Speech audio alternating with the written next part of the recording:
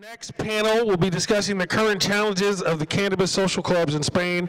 I got to say, I love all the cannabis social clubs in Spain, so I'm very excited about it. To lead this panel, please welcome Oscar Pares. Did I get close? Close enough? Is it on? Yeah, now. Thank you. Thanks a lot for the invitation. Muchas gracias, moltes gràcies. Bon dia a tots i a totes. Fará falta, vais a necesitar un aparato para traducir quien no entienda el castellano. Es para mí un honor y un placer presentar a estos dos panelistas hoy.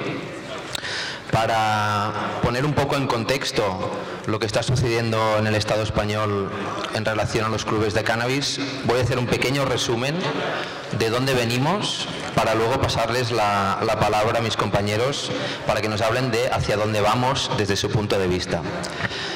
Como sabéis, la cuestión de los clubes de cannabis lleva más de 20 años de recorrido.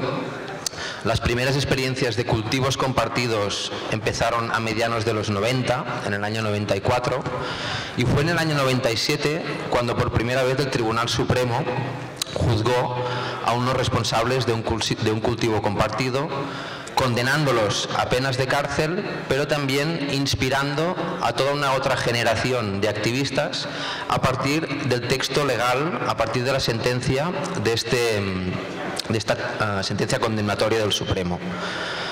Esta sentencia inspiró a esta segunda generación que abrieron los primeros clubes de cannabis modernos, tal y como los conocemos, concretamente en el País Vasco y en Cataluña.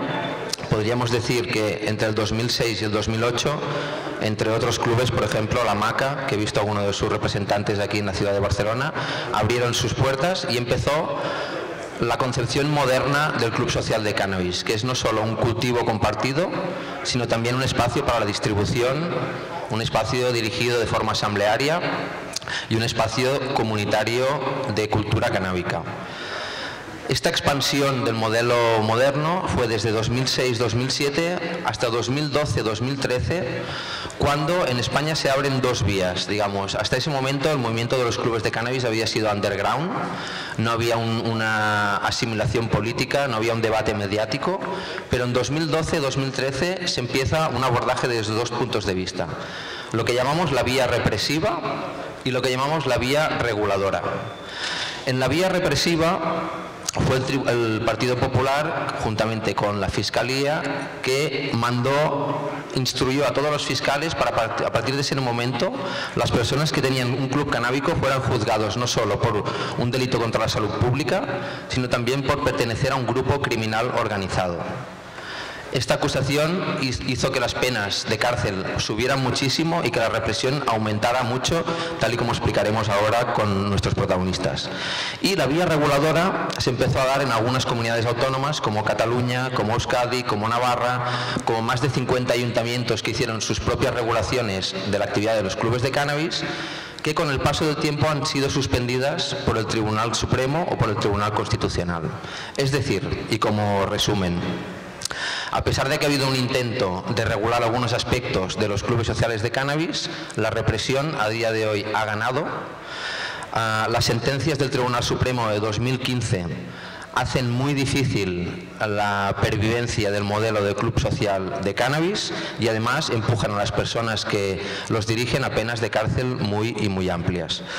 Toda esta paradoja nos sitúa en el momento actual, donde por un lado en el Congreso tenemos un poco de fuegos artificiales, con estas propuestas de ley que hay ahora, de las cuales dos ya han caído, con la subcomisión que regulará el cannabis medicinal, pero todo esto queda lejos de ordenar una realidad que es la realidad de los clubes canábicos, que está siendo asfixiada, a la vez que cada vez tenemos más personas de otros países que vienen aquí a copiar este modelo y lo replican. Como por ejemplo, yo tuve la suerte de formar parte de la delegación que fue a Uruguay en 2012 a participar en la definición de la ley y ahí tienen clubes canábicos desde entonces, o hace 2 o 3 semanas que vino la responsable de Malta, de la Agencia para el Control de Cannabis de Malta, que también han recogido la experiencia de España a partir de ENCOT, a partir de ICERS en su legislación. Digamos que a día de hoy hay países donde los clubes de cannabis se han inspirado con nuestro modelo y ya es legal, mientras aquí este modelo está expirando.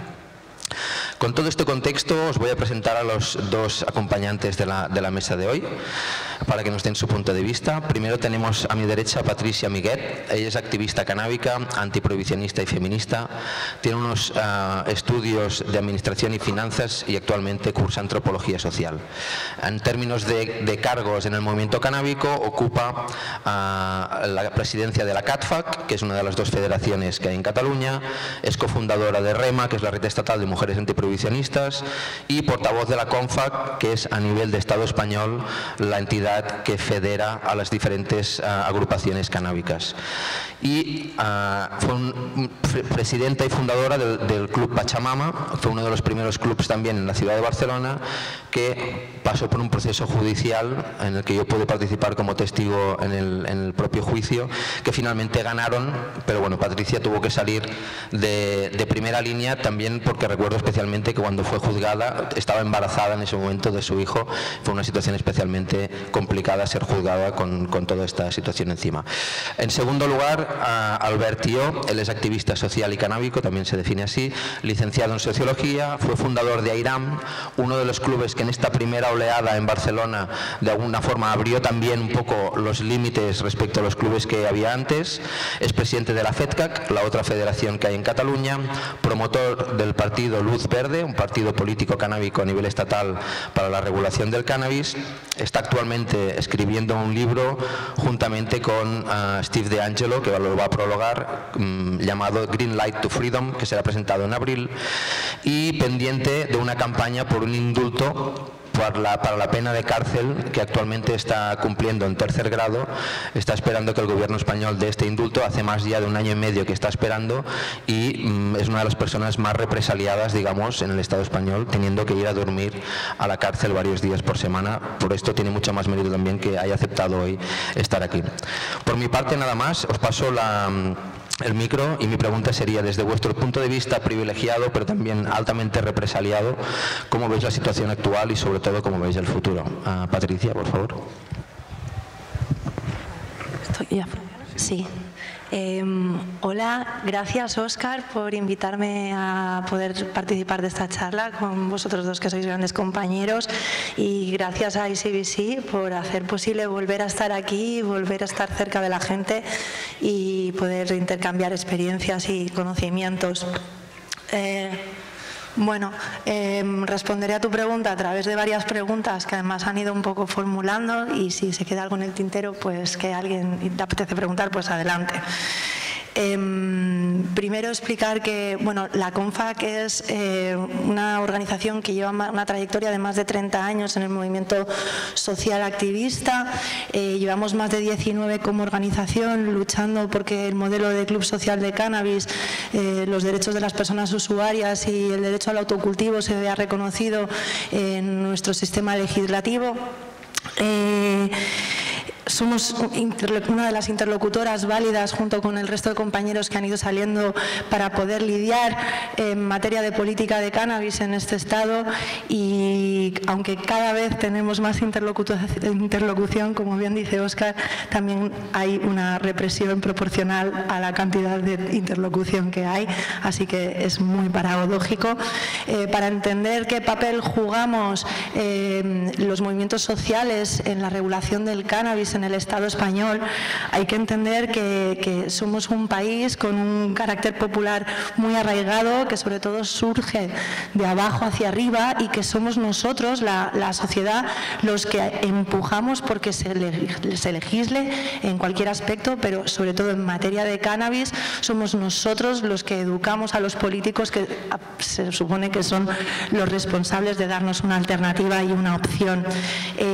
Nosotros somos un fenómeno de resistencia social porque el Estado español ha arraigado mucho el mensaje prohibicionista y las políticas prohibicionistas. Estamos cimentados en unas estructuras prohibicionistas que, por supuesto, como en todos los lugares, tienen algunas excepciones, pero hay que entender, y sobre todo creo que dentro de este contexto del ICBC, entender que es muy difícil que lleguen a aceptar un modelo de regulación muy aperturista, no porque no quieran, sino porque tienen mucho miedo. Somos muy miedosos, no los movimientos sociales, pero sí los responsables de que nos regulen. Entonces, necesitamos mucha fuerza los que estamos abajo para forzar la maquinaria de los de arriba. Y por todo ello quiero concluir en este aspecto que somos unas luchadoras natas, y que estoy seguro que Albert conseguirá el indulto porque es un trabajo que llevamos haciendo de forma conjunta mucho tiempo, muchas personas, y como ya he dicho antes en mi intervención, es necesario dignificar el modelo y a las personas que llevamos trabajando tanto tiempo en él. Quiero también decir que qué papel juegan las asociaciones como modelo de acceso al cannabis en una futura regulación. Pues bien, es la única experiencia real de acceso al cannabis que contempla todo el circuito del que tenemos conocimiento, al margen de los mercados ilícitos o del autocultivo y el autoabastecimiento, pero es la única experiencia real con la que contamos aquí en Europa que funciona. Entonces, y que además genera un cierto consenso, como bien ha dicho Óscar. Nuevas alternativas están optando por el modelo de regulación de clubs. Entonces, entendemos que es una herramienta de acceso al cannabis que además está muy alineada con los objetivos de la Agenda 2030 y que además tiene una capacidad de no generar sobreproducción ni residuo, porque trabajamos bajo demanda. Entonces, es un sistema de control que existe y que puede funcionar. Vamos a moldearlo, vamos a debatirlo, vamos a trabajarlo, pero vamos a reconocerlo. Efectivamente, en materia de clubes sociales de cannabis, España necesita una ordenación. Efectivamente, hay un rango de modelos de club social de cannabis dentro del Estado motivados por la falta de regulación, por la falta de responsabilidad del poder legislador, y que son una realidad y que no se puede obviar a ninguno, del más activista al más comercial. Por lo tanto, vamos a trabajar, vamos a ver cuáles son sus fortalezas, cuáles son sus debilidades, vamos a poner a cada cosa el nombre que le pertoca y vamos a trabajar para que esta regulación salga adelante. Una regulación que contemple todas las sensibilidades que existen en este Estado. Y además también quiero añadir una parte que creo que debe ser mencionada, que es que el propio modelo estaría diseñado para no dejar a nadie atrás. Tenemos la oportunidad de dar acceso a los colectivos más vulnerables a través de la herramienta del Cannabis Social Club, que se podrían beneficiar de todo el sistema comunitario de proximidad, que les podría ayudar a incluso poder utilizar el cannabis como sustitutivo para otros consumos de otras sustancias más dañinas, a lo mejor. No sé cómo mencionarlo, pero sí, más dañinas. Entonces, creemos que es una herramienta que además permite no dejar a nadie atrás. Creo que es importante remarcar que una regulación del cannabis debería preservar siempre el equilibrio entre la salud de las personas, los derechos de las personas y el factor económico. Necesitamos políticas que pongan en el centro a las personas y a su salud, que no dejen atrás a nadie, por supuesto, pero que busquemos la manera de que haya una relación armoniosa, responsable, que equilibre y vele por el bien público. Y yo creo que se puede conseguir, porque hay espacio para todas. Creo que también quería mencionar el tema del modelo europeo de regulación versus a modelos más internacionales como podría ser Estados Unidos. Simplemente remarcar que, como os he dicho, somos muy miedosos. El poder legislador tiene miedo a poder perder el poder, porque al final el mensaje prohibicionista ha calado mucho. Entonces, nosotros podemos hacer nuestra carta a los reyes, pero hay que hacer hacer mucha pedagogía, hay que hacer mucho trabajo de hormiga dentro de los despachos de los políticos para explicarles que se puede hacer, pero se debe hacer de forma responsable, y obviamente debemos dar opción y cabida a todos los movimientos sociales, al mercado comercial, y generar una armonía que no genere monopolios, que no salga de los límites de lo que podría ser un bien para toda la sociedad. ¿Hay espacio para todas? Pues puede ser, todo dependerá de qué tipo de inversión o qué tipo de interés tengan en querer estar aquí en el Estado español cuando se regule el cannabis. ¿Y cómo lo queremos hacer? ¿Queremos hacer que sea algo para unas pocas, o podemos beneficiarnos todo del bien de la planta y del beneficio que supone esta planta para la humanidad? Y luego, otra cosa es que no queramos desde nuestra organización un mercado. Lo que queremos es que sea un mercado diverso y que sea un mercado competitivo y que sea un mercado centrado en los consumidores y en la salud pública. Y por supuesto estamos aquí para acompañar, para asesorar, para ofrecer nuestra experiencia, nuestro conocimiento y acabar de verdad con todos los males que provoca el prohibicionismo. Y nada, luego si hay más preguntas, pues continúo. Muchísimas gracias, Pati. Pasamos la palabra a Albert ahora. Albert, desde tu punto de vista, ¿dónde estamos y hacia dónde vamos?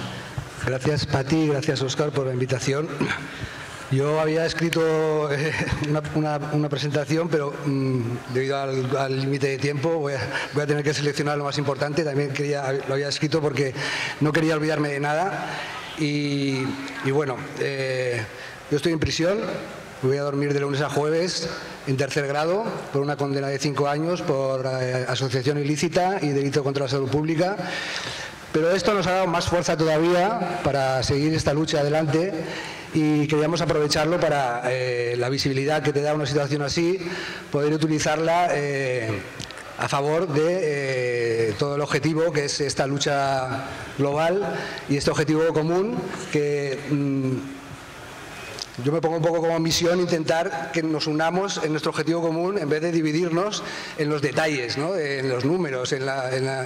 Entonces, nosotros estábamos como federación, llegamos a un punto que nos planteábamos que estábamos haciendo un trabajo muy duplicado con la otra federación, quisimos fusionarnos, no ha acontecido de esa manera, pero bueno, decidimos dar un paso a la política porque estábamos muy cansados de ver cómo después de tantos años los partidos políticos nos daban largas, nos decían que sí. En Cataluña sí que se avanzó mucho y conseguimos aprobar una ley por mayoría parlamentaria en el 2017, y en Navarra también se aprobó en el 2014, pero bueno, el Partido Conservador se encargó de poner un recurso al Tribunal Constitucional que pues anuló de momento las leyes y al final las tumbó definitivamente, siendo en Cataluña una de las 14 leyes sociales que fueron tumbadas por el Tribunal Constitucional.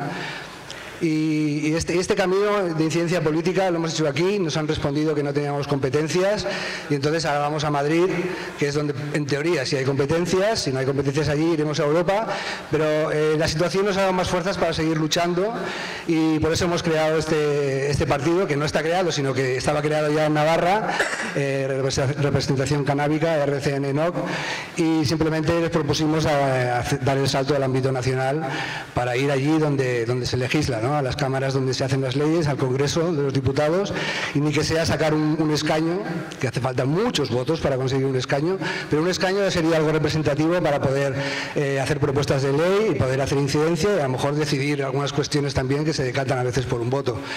Entonces decidimos dar este salto, y bueno, yo quería hablar aquí tanto de los cannabis clubs como de la industria, ¿no? Porque creo que también la industria y el modelo social son compatibles y se necesitan y se retroalimentan, ¿no? Entonces, las ventajas del modelo social son que es un modelo que parte de la sociedad civil organizada, tiene valores como la horizontalidad, democracia, transparencia, prevención de riesgos, minimización de daños, derivación de adicciones a otras entidades que pueden tratarlas, información sobre salud, programas de reducción y abandono de tabaco y cannabis, sacar al consumo y menudeo de la calle, y es compatible con la existencia de una industria con la que también mantendrá relaciones comerciales. Se ha trabajado mucho la incidencia política, pero la falta de regulación hace que se siga trabajando con inseguridad jurídica a nivel de las asociaciones, y en la actualidad, tanto en Barcelona como en otras localidades del territorio español, se les persigue, inspecciona, imputa, enjuicia y muchas veces condena a multas estratosféricas y penas de prisión, como es nuestro caso. Esa misma falta de regulación es la que permite que se materialicen proyectos de todo tipo, desde las más asociativas, asamblearias, democráticas y transparentes, hasta empresas extranjeras que diversifican su actividad económica montando clubs en España, o incluso otras más oscuras en las que puede haber organizaciones de mercado negro, tanto locales como extranjeras, pero al final a todas se juzgan con el mismo rasero y lo están haciendo, tanto si lo están haciendo bien como siguiendo los códigos de buenas prácticas y cultivando, o teóricamente mal, comprando en el mercado negro, totalmente contrario a las buenas prácticas. Bueno, la situación para la mayoría de los que estáis aquí tampoco os la voy a contar, porque ya sabemos que la Agencia Española del Medicamento y Productos Sanitarios está concediendo licencias al 60% de empresas que son extranjeras, multinacionales en la mayoría, hipotéticamente para uso medicinal en países donde sí es legal o para investigación, pero esto crea una contradicción con la negación de acceso a los pacientes locales. En los países receptores también esta materia prima puede acabar en uso recreativo. Entonces, bueno, en Barcelona ahora mismo está habiendo unas inspecciones en todas las asociaciones que se ven estigmatizadas, y estas ordenanzas que se han creado en algunas localidades del territorio muchas veces se crean más que para dotar de seguridad jurídica, están diseñadas de forma restrictiva para imposibilitar la creación de asociaciones y por distancias imposibles a centros deportivos, educativos. Bueno, esto seguirá su curso, entonces creemos que ahora mismo las asociaciones están amenazadas de desaparición, tanto en Barcelona como en todo el Estado, bueno, porque las ordenanzas se van tumbando y el sistema judicial y policial está ejerciendo una represión devastadora, ¿no? En cuanto a la industria del cannabis debería buscar siempre establecer unos principios de buenas prácticas, tal como ha hecho el movimiento social, en los que se dé prioridad a criterios de igualdad y oportunidad mediante políticas y acciones que permitan, por un lado, una paridad racial, sobre todo en Estados Unidos, cultural, sexual y de clase o poder adquisitivo, y por otro, una reparación, que nunca será suficiente, para reparar los daños causados por la prohibición, tanto en sus inicios, en los que ya ha quedado demostrado que las causas de la prohibición eran una excusa o mecanismo para la debilitación y persecución de las poblaciones en aumento de inmigrantes mexicanos y residentes negros en Estados Unidos, así como en todos los demás países y en todos los otros situaciones con condenas de prisión que han recaído mayoritariamente en la población negra hispana en Estados Unidos o sobre la de menor poder adquisitivo en otros países. Bueno, en nuestro caso queremos dar visibilidad a los daños de la prohibición, que son mucho mayores que los que puede provocar la propia planta, y con nuestra condena y estando a las puertas de la cárcel, bueno, estando ya dentro de la cárcel, esperamos un indulto que seguramente para castigarnos más severamente nos están haciendo esperar dentro y posiblemente no llegue. Queremos hacer visible la sinrazón y sin sentido de un status quo que pretende conservar una situación que solo beneficia al mercado y las redes ilegales, que sacan mayores beneficios con la prohibición, impidiendo a la sociedad beneficiarse de las propiedades medicinales de la planta por un lado y de todos los beneficios en forma de recaudación de impuestos, creación de puestos de trabajo y generación de actividad económica que una regulación o una legalización conllevaría.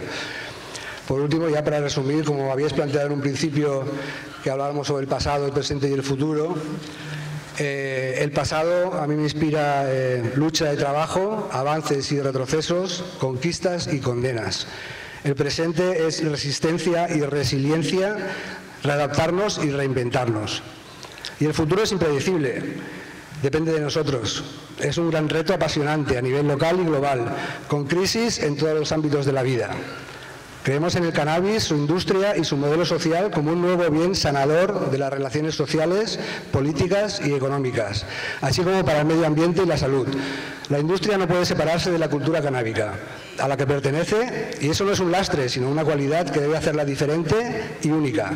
Una nueva vía abierta a transformar este mundo en uno más justo, libre, pacífico, sostenible y solidario. ¿Qué queremos? ¿Un capitalismo desenfrenado de crecimiento insostenible y competencia destructiva? ¿O nuevas formas más sostenibles de crecer en colaboración y cooperación solidaria e igualitaria? Seguro que el propio mercado y su demanda se decantarán por lo segundo, ya que cada vez hay más gente concienciada y comprometida. Ellos son, nosotros somos, la esperanza. Estamos en el momento de nacimiento de una gran industria, que ya lleva en otros países una evolución, pero aquí pues está naciendo, y por lo menos en Europa, y es nuestra responsabilidad ser un modelo alternativo adaptado a la nueva era y al despertar colectivo de la conciencia, del respeto a la naturaleza, a la libertad y a los derechos humanos, los conquistados y los que quedan por conquistar. Y por eso, como estamos en una feria económica de negocio, por lo cual estamos en la cárcel, es una paradoja muy divertida, invito a la industria a que invierta en activismo, en medidas reparadoras con los colectivos más castigados por la prohibición, y que invierta en todos los proyectos que hay. En Estados Unidos van muy avanzados en este sentido con el proyecto Last Prisoner Project. Aquí lo queremos traer para aquí, pero tenemos el impedimento de que aquí no está legalizado y allí sí, con lo cual primero creemos que había que apostar por buscar ese objetivo de legalización y al mismo tiempo intentar sacar a todos los presos de las prisiones que están por cannabis sin violencia. Y por favor, que la industria se moje, que la necesitamos, y muchas gracias a todos. Muchas gracias, Albert. Creo que tenemos tiempo para una pregunta de público. ¿Una pregunta? ¿Una preguntita? Tenemos 3 minutos antes de acabar. ¿Una preguntita? Sí, un momentito.